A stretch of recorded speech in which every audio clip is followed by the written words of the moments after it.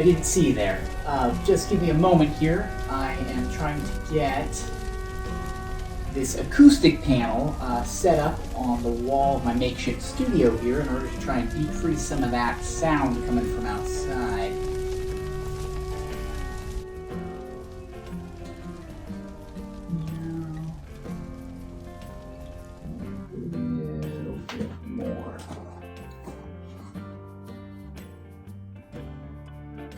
Alright, I think that should do it. Let's get this adjusted a little bit.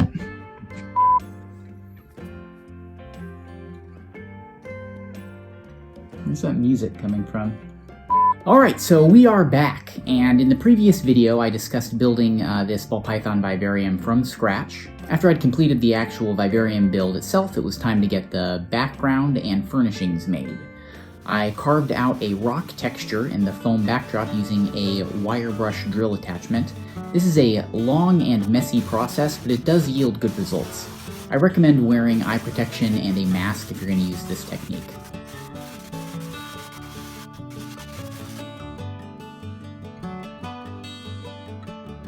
I then used a heat gun to firm up the textured foam prior to painting. Next, I removed all 3 panels and painted them with Drylock that I had tinted black using quick-read pigments.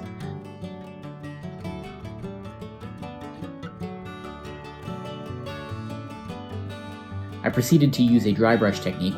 I did this with increasingly lightened shades of gray, and then I did a couple passes with the gray that I had mixed with a red-brown pigment.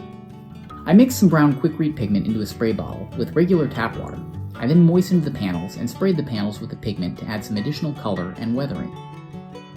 When this was done, I dry brushed 2 more times with light gray, allowed my backdrop to dry, and then hosed off all the panels to remove any excess pigments or chemicals that could impede plant growth. While waiting for my various coats of paint to dry, I began working on the cage furnishings. I made a frame for a basking ledge out of excess wood, and then I lined the edges with more insulation foam for texture.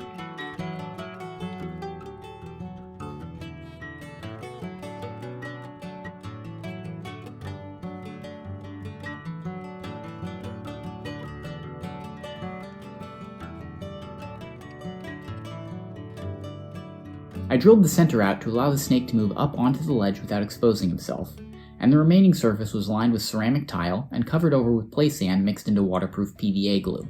This is a technique that retains heat along the surface like natural rock, and also allows a port for a thermostat probe to be inserted directly into the basking surface for tighter temperature regulation.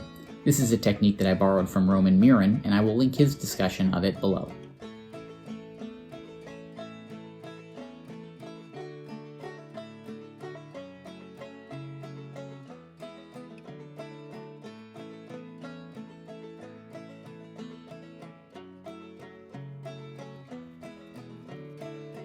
Once the PVA sand mixture had dried, I shaped the remaining foam and covered any remaining exposed wood with expanding spray foam.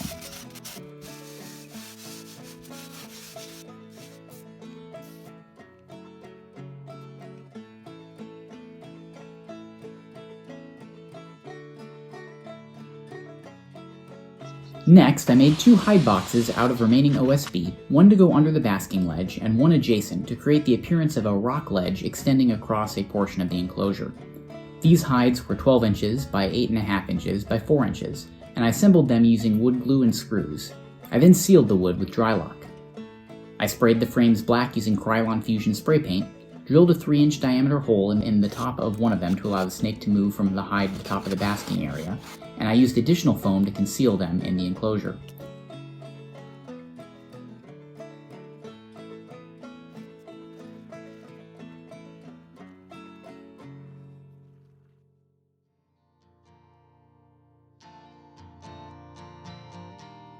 I then used remaining pieces of foam to shape into small rocks, and I adhered them together with expanding foam to create the final shape of these furnishings.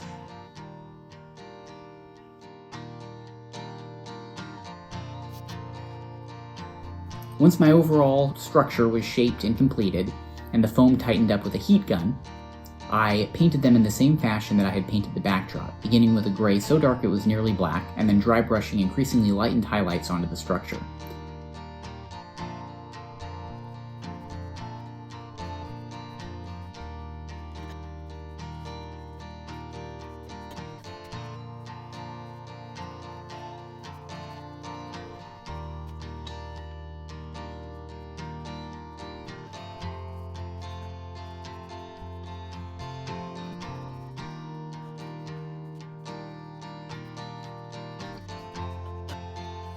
I repeated the brown wash as I had done previously, and then I dry brushed gray over the wash.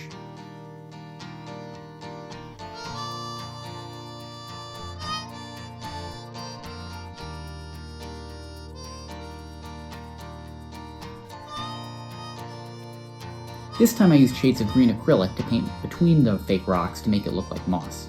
To complete the mossy look, I mixed peat moss into a brighter green to create texture, brushed it onto the surface, and then I used the remaining mixture to fill in any absent cracks. I wanted to include climbing branches, as the snake would frequently use the branches in his previous enclosure, so I decided that I would turn the right side of the enclosure into a cork backdrop with cork climbing branches projecting outwards from this side. I used expanding foam to secure the cork in place, removed the outer layer of the expanding foam with my hands, and then covered up this foam with more Drylock, silicone, and orchid bark mixed with cocoa fiber.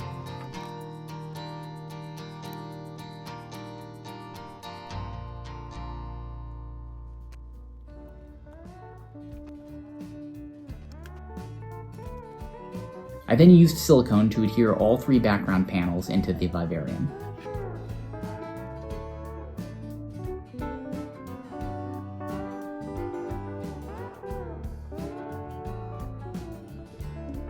To attach my climbing branches, I bolted the heaviest branch in place and further secured it with expanding foam. My smaller branch was secured entirely with the expanding foam. I also used expanding foam to fill crevices between the panels and the backdrop for a more seamless appearance.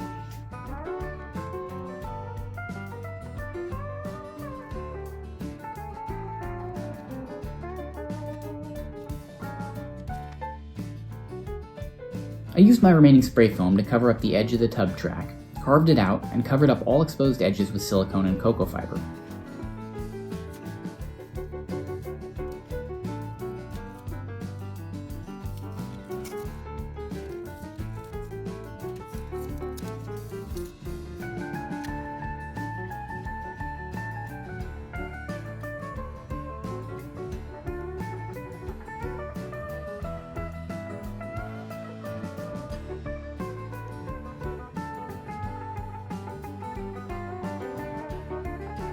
The crevices on the rock wall were painted over as shown previously. I stuck some moss to the backdrop for some additional texture while the plants were growing in.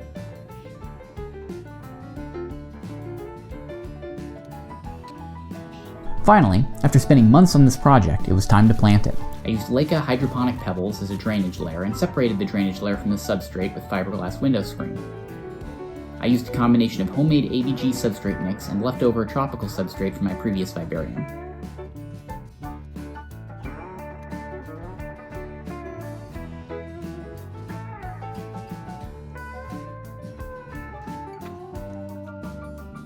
I used several plant species that I've had good luck with in the past, as well as a few new species I've not worked with before. I will put the names of the species up on the screen as I plant them.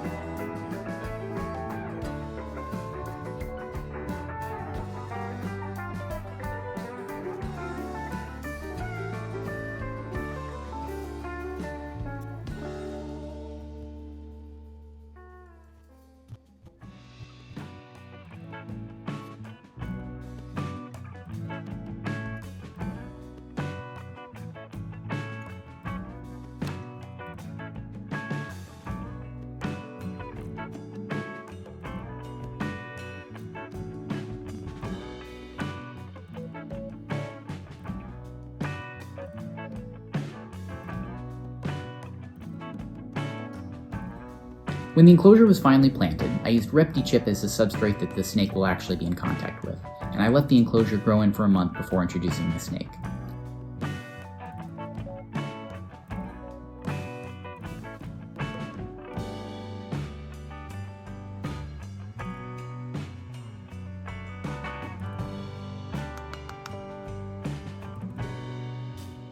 To control the temperature of the different locations and levels of the Vivarium, I purchased a Herbstat controller.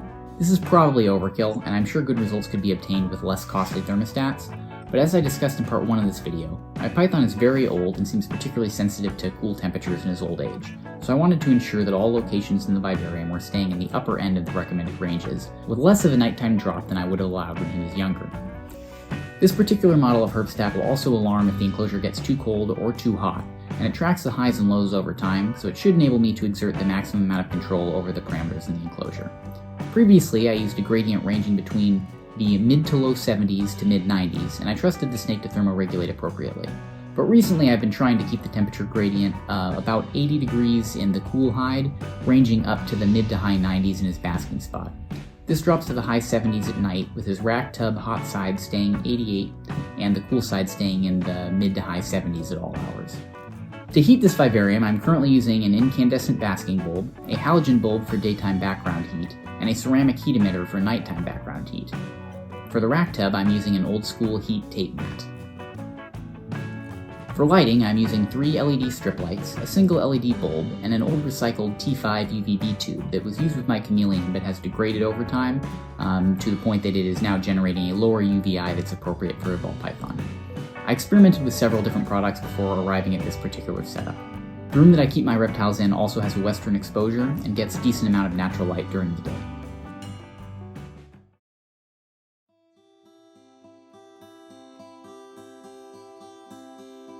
And so, the enclosure has been completed, and it's grown in over several months. I did end up rebuilding the basking ledge to incorporate a hide box within the ledge, so now the snake has a very warm spot that he can go while still certainly feeling secure.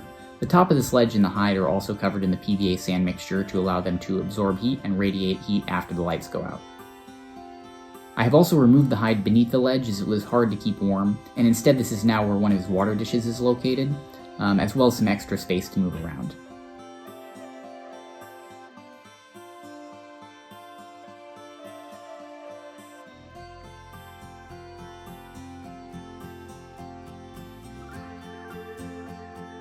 The rack tub is filled with ReptiChip, and has a water dish and a lab-style plastic hide box.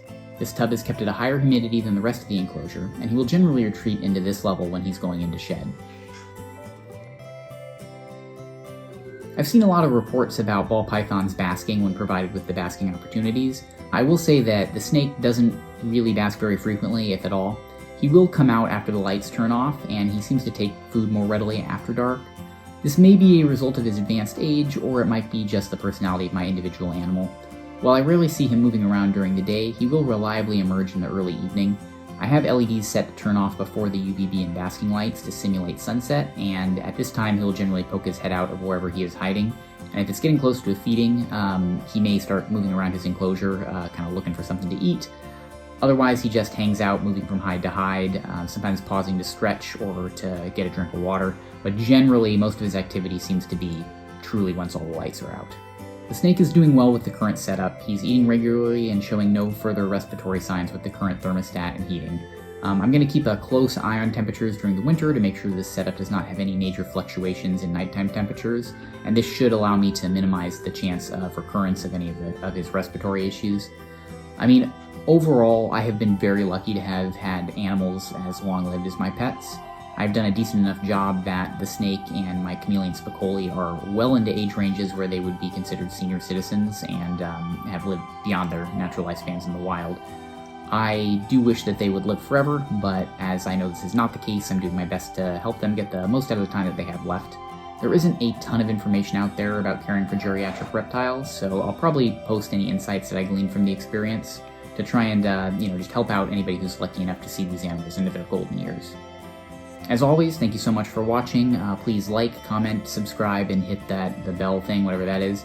I'm not trying to sell you anything with this video, but I am trying to expand the audience out of what I have been internally thinking of as narcissistic altruism. Thanks, and hopefully I'll see you next time. Take care.